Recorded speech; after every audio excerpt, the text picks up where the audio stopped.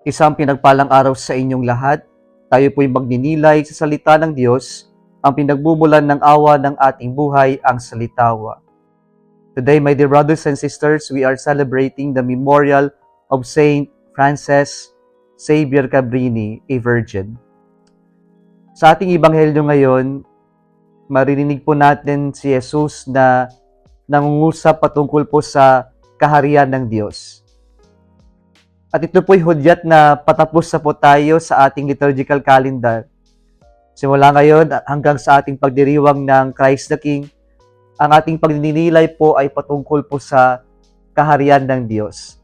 Tayo po'y inihahanda ng mga pagbasa, lalong-lalo na po ng ating ebanghelyo ng pagdiriwang natin ng paghahari ng Panginoon ng sanlibutan. At ano po ang tinanong ng mga Pariseo sa ating ebanghelyo ngayon? Kailan daw darating ang kaharian ng Diyos? At yung sagot ni Jesus ay maraming nagsasabing nandito na o narinig na ang kaharian ng Diyos. Pero sabi ng Panginoon, ang kaharian ng Diyos, ang paghahari ng Diyos ay hindi lamang sa nakaraan, hindi lamang ito patungkol sa kasalukuyan.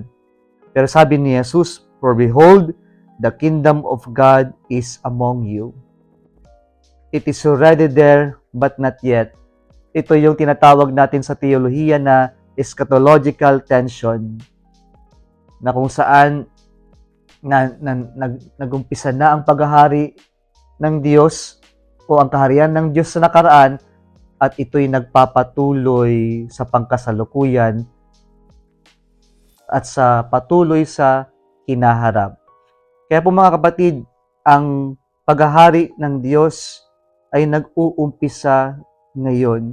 Kung ating yayakapin ang Diyos, na siya yung tunay na magmamay-ari ng lahat, na siya lamang ang tunay na hari, na siyang may likha ng lahat, yan ay ang tunay na paghahari ng Diyos.